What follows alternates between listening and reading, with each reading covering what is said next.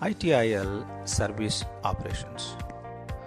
This stage answers how question about the maintenance and support of the service in the production environment.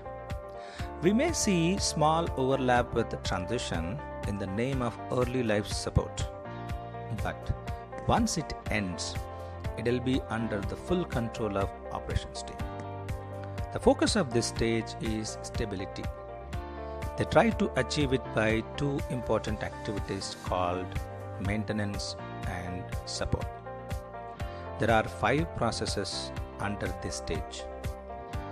Incident management helps to restore the normal service as soon as possible, while the other 2 processes such as event management and problem management are mostly preventive and proactive.